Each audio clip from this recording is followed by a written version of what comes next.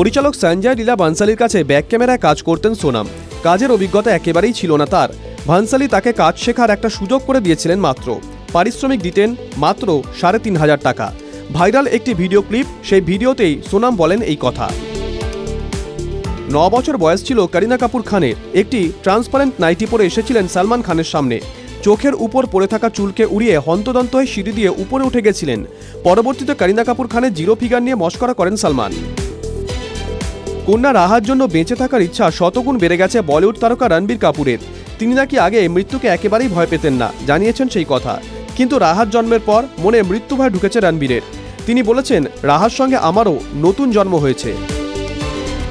কেউ বলছেন বলিউড অভিনেত্রী কৃতি সেনার নাকি কেস খেয়েছেন, সাজানো ইমেজ ভেঙে তছনছ হয়ে গেছে তার। কেউ বলছেন কপটতা ধরা পড়ে গেছে। চর্চিত প্রেমিক কবির বাহিরার সঙ্গে গ্রিসে তার সিগারেট খাওয়ার ছবি ভাইরাল। অতীতে এই কৃতি তামাক সেবন না করা নিয়ে সতর্ক করতেন সকলকে।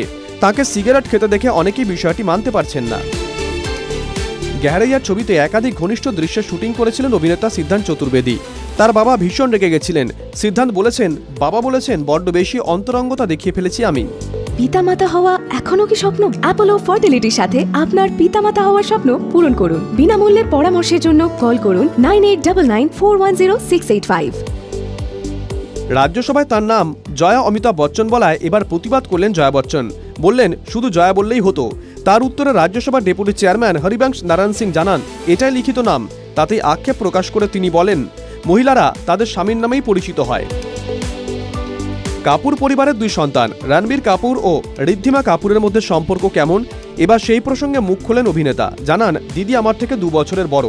আমি ওকে ভালোবাসি। আমি যখন 7ম শ্রেণীতে পড়ি ঠিক তখন পর্যন্ত আমরা একই ঘরে থাকতাম। আমার বয়স 13 আর আমার দিদির 15। আমি ওর সঙ্গে কাটানো সেই সুন্দর বন্ধুত্বের বছরগুলো খুব মিস করি। রুক্মিণী মৈত্র আর দেব আরও একবার ক্রিকেট খেলে ভাইরাল। শাড়ি পরে ব্যাট হাতে 4-6 রুক্মিণী। দীর্ঘক্ষণ ধরে চলল খেলা। একটা সময় দেব বাধ্য হয়ে রুক্মিণীকে থামিয়ে টানতে টানতে নিয়ে চলে যান। এই মজার ভিডিও শেয়ার করে রুক্মিণী ক্যাপশনে লিখেছেন, রুক্মিণী ক্রিকেট লিগ। দিদি নাম্বার 1-এর মঞ্চ থেকে খোলসা করলেন রচনা বন্দ্যোপাধ্যায়ের ডায়েট। বললেন, আজ দিদি নাম্বার 1-এর মঞ্চে আমি দর্শকদের জানাতে চাই যে আপনার সৌন্দর্যের গোপন রহস্য কি। এরপর দেখা যায় তারা রচনার কাছে আসেন একটি স্মুদির বোতল পান। সেটা দেখে বলেন, আমি ডিমের ডেভিল খাই, মোগলাই পরোটা খাই। আর উনি এই বিষয়ে উত্তর দিয়ে রচনা জানান, এতে ABC আছে। কিন্তু কি এই ABC সেটা যদিও জানাননি।